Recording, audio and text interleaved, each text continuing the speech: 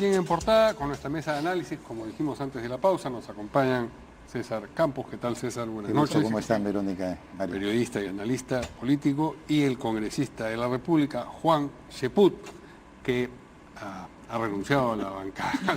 No he hecho la pregunta y ya se está riendo. Ha renunciado a la bancada de Peruanos por el Cambio y está en el proceso junto con Salvador Heresi y Guido Violeta. Y probablemente Pedro Lechea y otros parlamentarios más en conformar bancada mañana. Una nueva bancada. ¿Tienen nombre para esa bancada? Claro, Grupo Parlamentario Contigo. Nuestro símbolo van a ser las lentejitas. Y creo yo que va a dar mucho que hablar. No, eso ya está dando que hablar. Bastante, sí. El asunto es qué es lo que van a decir. Bueno, en primer lugar creo yo que vamos a dar una sorpresa mañana porque la bancada se va a conformar rápidamente. En segundo lugar, tenemos algún tipo de procedimiento contra la anterior agrupación, este grupo de independientes que ahora cobija a Peruanos por el Cambio. Sí. El nombre no lo van a poder seguir utilizando. Es una cuestión que de la cual ya tendrá que encargarse el Jurado Nacional de Elecciones. El partido va a reclamar, digamos... Ellos están usufructando un nombre, no, es un nombre que nosotros tenemos registrado. O sea, no es una cuestión caprichosa, no es una cuestión estrictamente legal, ellos no pueden continuar con ese nombre. Más aún cuando estamos hablando de una bancada compuesta por 9 independientes, ni uno tiene militancia política. ¿Usted ya es militante? Claro, desde el día sábado. El sábado se inscribió y meteóricamente llegó a la presidencia de la Comisión Política. Pero mira, toma en cuenta lo siguiente. Yo había dicho en todo momento que no iba a inscribirme en tanto no cambiaran el nombre, pero sí tenía una relación directa con el partido, en seminarios, conferencias, pero no me inscribía, o sea, es una situación sui generis, ¿no? Ha renunciado también, esa es parte de la misma noticia, Clemente Flores, que era el único que permanecía en la bancada llamada Peruanos por el Cambio y en el partido que acababa de cambiar de nombre. Así es, con lo cual nos libera a nosotros de otro tipo de acción. Que lo iban a expulsar. Porque él ya había estado en una situación totalmente agresiva con el partido. Y por otro lado, ya permite que nosotros desde fuera podamos conformar una bancada, ¿no? Porque si él, siendo militante de un partido, continuaba en Peruanos por el Cambio, nosotros no podríamos conformar la bancada como militantes de Contigo. Entonces, ustedes 3 más. ¿Pedro Lechea de todas maneras? Estamos en conversaciones, yo creo que es fijo, Pedro Lechea. Con ello ya seríamos 4. Marita Herrera, sí. Jorge Castro, Roberto Vieira, que no puede conformar parte de la bancada porque fue expulsado, sí, pero sería una persona que nos acompañaría con el voto. El pastor Rosas. Y hay 3 personas, él es uno de los que todavía no se ha... Pero es bien heterogénea la composición de esa... Con los que he mencionado, no. Castro, que viene del Frente Amplio, Rosas... Ellos todavía no han aceptado. Hay un núcleo básico, ¿no? Hay un núcleo básico conformado por los militantes del partido, o los que en esos momentos tenemos militancia, a los cuales habría que agregar Pedro Lechea, que llegó al Congreso con nosotros, y Roberto Vieira. Ese es el núcleo básico, ¿no? Hasta el momento. Por ejemplo, cuando expulsaron a Vieira, ¿eso contó con tu anuencia? Claro que sí, en su momento. Entonces, ¿en ese momento te pareció que no debía estar en la bancada que tú integrabas y ahora te parece que sí debiera estar en la bancada que vas a integrar? Es que mira, ese hecho en un momento extraño, oscuro, luego se fue aclarando, ¿no? Y allí hubo una situación también muy especial que vamos a elucidar. Yo creo que sí, y sobre todo vamos a hacer pública, y que compromete a algunos parlamentarios de la bancada de Peruanos por el Cambio que exageraron la posición respecto a Roberto, ¿no? En todo caso es algo que vamos a ver en los próximos días ya inclusive a nivel del Consejo Directivo. En el caso de Pedro Lechea, el problema se suscitó en torno a su posición, sobre todo a propósito de la expulsión de Kenji Fujimori, el voto que tuvo en del Congreso, quiero decir. No, él tuvo desavenencias por el caso del plástico, porque no se le apoyaba. Pero hubo un creyendo, digamos, que llegó claro, pero fundamentalmente por cuestiones vinculadas a cosas en las cuales él cree y hacía bien en decir que representaba a sus votantes, cosas eminentemente empresariales, que creo yo que tenía toda la razón.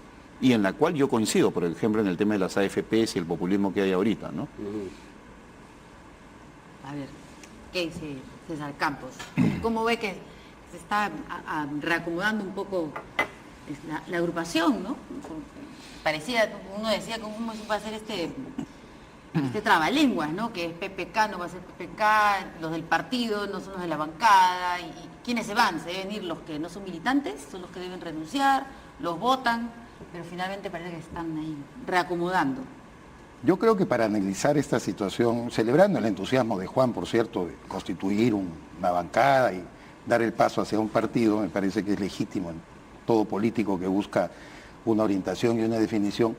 Sin embargo, hay que echar las cartas sobre la mesa de qué cosa es lo que detona esta situación. Para mí son dos aspectos cruciales. Uno, que ya lo sabemos, fue la caída, el deterioro y todo lo que se movió para que Pedro Pablo Kuczynski deje la presidencia de la República. Al fin y al cabo, es la bancada de la cual estamos hablando la que lo representaba. Pero para mí el otro elemento que me parece importante es también la crisis de fuerza popular. Yo creo que tiene alguna influencia. Y me explico, yo creo que la redefinición de los nuevos espacios que se están buscando dentro del Parlamento está en función a qué postura se va a tener frente al nuevo oficialismo, es decir, al oficialismo del señor Martín Vizcarra. Como yo le he dicho varias veces acá, lo escribí en una columna hace más de un mes, previendo que lo que va a existir a partir de ahora es un oficialismo difuso dentro del Parlamento. Lo llamo difuso por el hecho de que hay gente que quiere apoyar al gobierno pero no quiere aparecer como oficialista. Hay otros que abiertamente, como lo está diciendo, por ejemplo, el señor Meléndez, ¿no es cierto? Ellos quieren ser oficialistas porque quieren estar en esa fotografía, lo he dicho varias veces acá, al lado del presidente, al lado de las obras. Alberto de Belaúnde es uno de ellos, por ejemplo, entusiasta en ser oficialista hasta el grado de ponerse un chaqué y aparecer dándole la mano al rey de España, ¿no? En la comisión. Como yo siempre dije acá, de 30 fotos ahora que hay de Vizcarra, en 25 ya está el señor Alberto de Belaúnde, ya es monárquico también. En todo caso está bien, o sea, son las definiciones que yo creo que incluso todavía no terminan. Estamos ingresando al mes de marzo y creo que cuando se inicie la siguiente legislatura, todavía nos espera un escenario en donde vamos a mirar nuevos reacomodos, que yo creo que van a venir de parte de Fuerza Popular también.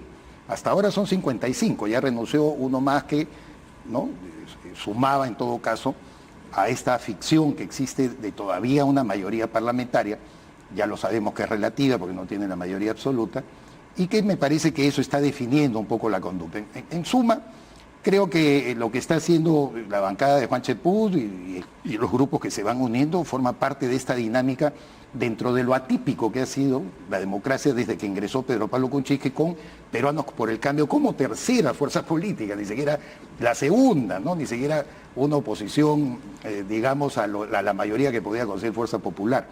Y ahora el deterioro no solamente es de ellos, me refiero a Peruanos por el Cambio, sino también de Fuerza Popular, y eso creo que define mucho las cosas, ¿no? Ahora, ¿en algún momento usted, congresista, le ofrecieron el Ministerio de Trabajo? No solamente ese ministerio, pero yo quisiera dejar... Yo lo que quisiera es dejar en boca del presidente Kuczynski o del presidente Vizcarra si es que alguna vez hemos tratado de ministerios. Porque se dice permanentemente que mi desazón con el gobierno tiene que ver algo con que no soy ministro. Bueno, que respondan ellos. Bueno, porque yo no voy a ser infidente de una conversación con un presidente de la República. La información que yo tengo es que el presidente Vizcarra le ofreció el Ministerio de Trabajo cuando hubo el cambio de ministro de Trabajo y que usted no quiso y dijo que quería el premierato. Y dijo que no iba a sacar al señor Villanueva y que usted pidió entonces el de Defensa y le dijo que el de Defensa no. Bueno, yo te puedo asegurar... Y a partir de ahí usted ya marcó una línea los ministerios, que no ha vuelto, digamos, mira, los tres ministerios que mencionas son los correctos, pero el orden de los factores sí está distorsionado. Y más bien, en algún momento se sabrá cuál fue mi actitud, que yo creo que ha sido la mejor. Ah, pero le ofrecieron, digamos, esos tres ministerios. No, yo no quisiera llegar a un nivel de hacer pública una conversación con el presidente de la República. Yo creo que en todo caso, él sí está en todo su derecho de hacerla pública si él cree conveniente. Porque ahí sí se entiende, digamos, en varias oportunidades hemos conversado con usted sobre las reuniones en las que no asiste con el presidente. No, esa es otra cosa, Verónica. Entonces, en ese caso también el presidente sabe. Interpretar eso como un síntoma. Ya mira, en eso sí puedo hablar, porque sí lo he conversado, con los dos. Permite. Porque entonces usted no se reúne con el presidente cuando hay otras personas, pero sí ha tenido otras reuniones con el presidente Vizcarra para tocar estos temas que ya no es tan exacto, mira. Okay. El presidente puede convocar a todos, a un grupo o a alguien en particular, y lo hace permanentemente, todos los presidentes. Si trascienden o no trascienden esas reuniones es otra cosa.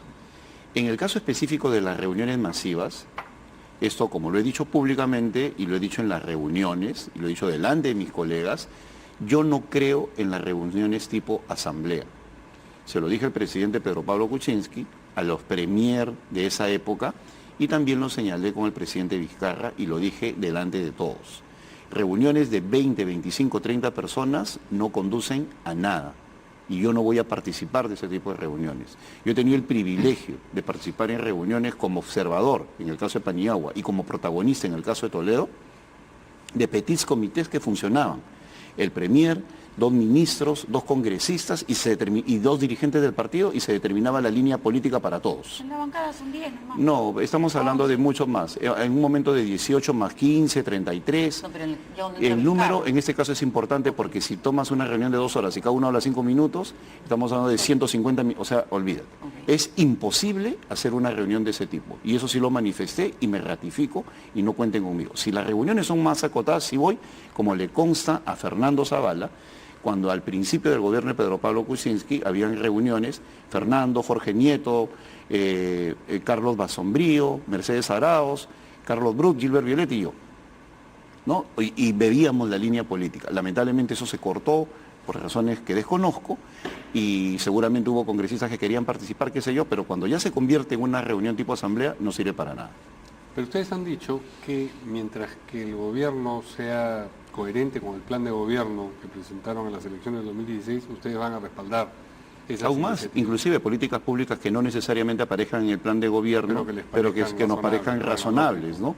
Obviamente, vamos a respaldar, no vamos a estar en una posición destructiva ni cosa por el estilo, pero también diremos si se están equivocando, pues creemos que un partido político también tiene que señalar las cosas que pueden ser negativas para el país. Esta vinculación a los valores cristianos que ha mencionado en su momento Salvador Heresia hace muy poco, ¿es algo absolutamente personal suyo o tiñe la acción política de Contigo en general?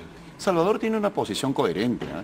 Yo desde que lo conozco desde hace muchos años siempre ha estado muy apegado a así es, él llega al PPC, él siempre ha defendido la doctrina social de la Iglesia. Pero ahora habla como secretario general de Contigo. Claro, lee mucho a Víctor Andrés Belaunde, o sea, siempre ha estado en esa línea desde que lo conozco.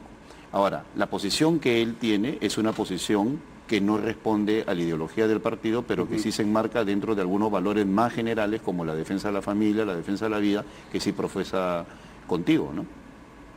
¿Y usted también? Yo también, por supuesto. ¿Y podría ahondar un poco en esto sobre el tema de la familia? La familia, por ejemplo, cuando nosotros hablamos del matrimonio gay o del contrato social que debe haber entre... Está en el plan de gobierno. Está en el plan de gobierno. Conversó con el señor Carlos Cruz ayer. Así es, y eso no se está negando. Lo que no creemos es en el matrimonio como sacramento, como una cuestión institucionalizada. Creemos que culturalmente eso debe ser consecuencia de un largo debate. Y creemos... No puede ser porque el sacramento es para la Iglesia Católica. Pero te digo, ¿no? O sea, lo que algunos defienden. O sea, estoy hablando de posturas públicas en las cuales nosotros discrepamos y que se toman como razonables y válidas y que sin embargo merecen un mayor debate, ¿no? Visto lo que hemos visto y escuchado lo que hemos escuchado, ¿dónde ubicarías tú hoy a Contigo en el espectro político? Bueno, de un disparadero, ¿no? Que siempre en política hay que esperar cómo evolucionan y cómo se comportan y cuánta base pueden conservar, me imagino, de las bases que ha tenido peruanos. Pero por pocos que fueran, ¿dónde los ubicarías? ¿A la derecha, a la izquierda? Creo que son categorías que pueden ser muy aleatorias a estas alturas, ¿no? La izquierda está muy bien definida en Nuevo Perú y en el otro partido, me he olvidado. Pero el Frente Amplio, ¿no? Y más bien lo que se disputa y lo que siempre es atractivo para cualquier fuerza política es el centro. Ese es el centro que... Pero ese es lo indefinido, valga la aporía por definición. Claro, no. Pero no, es porque efectivamente eso ha sobrevivido mucho tiempo. Incluso es como vemos pues ahora en Alemania, ¿no? La alianza de los socialdemócratas con los demócratas cristianos, algo que sonaba imposible, pero ambos se defienden y son aliados frente a lo que consideran la amenaza de la emergencia de otras fuerzas políticas y otras representaciones. Eso es muy natural en la política. En el Perú suena pues un poco atípico, pero yo creo que ahora básicamente lo que plantea Contigo es la idea de una novedad. Juan lo ratificará o no, pero todo lo que sea nuevo hacia futuro, creo yo, es lo que va a predominar. efectivamente considero que hay una crisis de los partidos tradicionales. Cuando pasemos toda esta etapa del lavallato, las acusaciones, sumado a lo del escano vinculado a Acción Popular, es un daño de todas maneras a los partidos llamados tradicionales, y por lo tanto la novedad siempre va a despertar algún tipo, alguna clase, ¿no?, de expectativa. Por lo tanto dependerá de la conducta política de ellos, de lo que podrán hacer. No se le puede juzgar por lo que están tomando recién la iniciativa de conformar una bancada y una agrupación, sino por lo que terminen haciendo al final de su ejercicio incluso parlamentario, ¿no? Pareciera más bien ser una agrupación con políticos, ¿cómo podríamos decirlo? Al señor Eresi lo sacaron por Twitter del ministerio, al señor Giro Violeta lo alejaron, digamos, de estas reuniones, porque ya PPK, que era muy cercano a PPK, pues ya no estaba, entonces ya, digamos, su posición al interior de la bancada ya era distinta. Y bueno, a usted, por lo que nos dice, hubo ahí un intento de estar en el gabinete, pero finalmente no.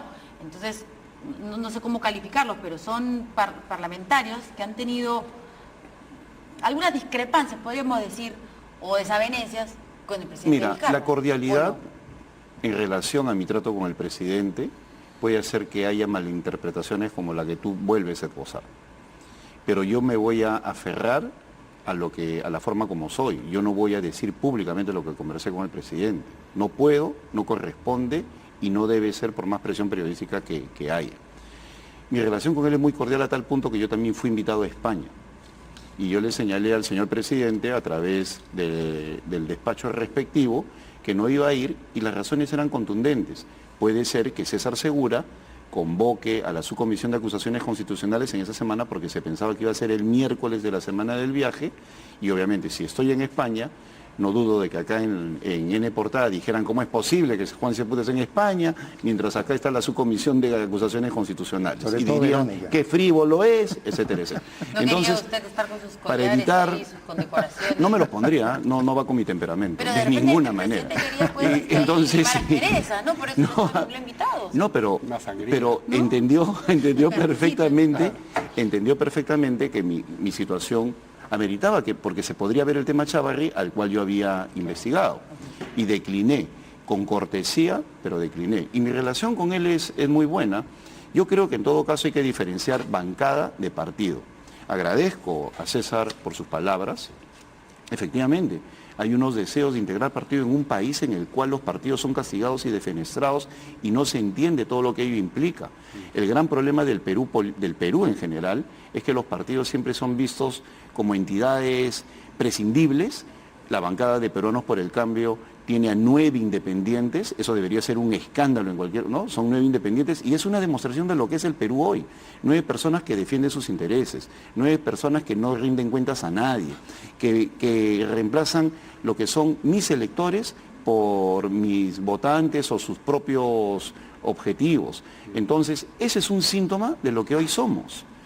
Y hoy día escuchaba en la mañana al señor Moisés Guía, por ejemplo, decir, con Juan Cheput no conseguíamos nada en Palacio de Gobierno. Obviamente, conmigo no van a conseguir nada. Ahora sí nos dan de todo, nuestras obras, etcétera. Esa es la lógica. Obviamente, conmigo no van a conseguir nada. Ahora sí nos dan de todo, nuestras obras, etcétera. Esa es la lógica de algunas personas que están ahí. Pero ese fue un proyecto político del que ustedes estuvieron dispuestos a participar, es decir, lo que estamos viendo ahora es el resultado de algo que se anunciaba mal claro, al principio, pero y en esa medida cada mira, uno de los integrantes de más que un proyecto político, Mario, yo diría que esa es su... consecuencia del sistema que tenemos. El 89% del Parlamento está conformado por independientes. La falta de democracia interna, la ausencia de partido político consolidado. Por eso es que queremos una reforma política, y yo creo que lo que hay hasta el momento, espero que no sea el parto de los montes, sino sea algo consistente. Lo que estamos viendo es las consecuencias de un pésimo sistema de partidos políticos y obviamente y eso se manifiesta en todas las agrupaciones. ¿Qué ha alcanzado Acción Popular ahora el problema de los partidos? Hoy ha habido una diferencia de opinión. Efectivamente, entre Víctor Andrés y el Mundo del Águila, que da cuenta efectivamente de cómo a veces se toman las cosas al interior de las agrupaciones, ¿no? Lo que el Mundo del Águila manifiestamente ha querido expresar es la solidaridad plena con el colega, tratar de parapetarlo de alguna manera en esta identidad con él más allá de sus errores. es mi hermano y sé mucho de él, ¿no es cierto? Es al revés de lo que se decía antes, es mi hermano pero no sé nada, no. Es mi hermano y pese a lo que sé, sigue siendo mi hermano, no lo puedo desprender de todas maneras de la matriz partidaria. En eso Víctor Andrés ha cuidado mucho más, él se aferra a la decisión de la Comisión Política, que efectivamente sesionó el día de ayer y tomó la determinación de respaldar todas las investigaciones, tanto del Parlamento en la Comisión de Ética como del Ministerio Público, que me parece lo adecuado. En realidad ya no podemos hablar ni trajinar más el tema Lezcano al gusto de lo que tenemos cada quien y de lo que lo hemos escuchado el día de ayer. A algunos nos parece un cínico, a otras personas parece que efectivamente consideran que es objeto de alguna conspiración política. ¿Cómo vamos a dilucidar eso en términos de congregar una sola opinión alrededor del señor Lezcano? Yo creo que el análisis político deberíamos orientarlo para ver cómo impedimos que esto continúe. Conversaba con Juan sobre esta parafernalia que rodea a cualquier gente con poder, a un parlamentario, a un ministro de Estado, al presidente, y que además en la vida de la política internacional hemos visto escándalos sexuales de todo tipo. Gran Bretaña vio caer a primeros ministros, a ministros. Vemos el caso de Gary Hart, que perdió una nominación del Partido Demócrata en Estados Unidos por un escándalo sexual. O sea, esto no es privativo ni del Lezcano ni del Perú. Es un tema que creo yo deberíamos analizarlo en la relación poder con subordinación, poder con el periodismo también. Ojalá pudiéramos conversar ampliamente también los periodistas acerca de este tema para, una vez que se identifique obviamente la colega, si quiere hacerlo o no. Pero más allá de eso, yo creo que hay un sustrato que no estamos poniendo todavía sobre la mesa. Del Lezcano, ¿qué más podemos decir? ¿Qué otro pelo podemos jalar? ¿Qué otra pinta le podemos hacer? Ya lo hemos escuchado, las opiniones, no digo están divididas, creo que mayoritariamente lo condenan, porque es un hombre que ha entrado en contradicciones, etcétera, pero en fin, yo creo que él lo que pretende, a propósito de mencionar a Gary Hart, es continuar en la vida política, y se está defendiendo como gato panza arriba. Esa es su manera de creer que así va a salir adelante, ¿no? Y capitalizar además del machismo todavía. Obviamente, muchísimo, claro. Muchísimo en nuestro país y entre los electores definitivamente. ¿Y cómo va a votar?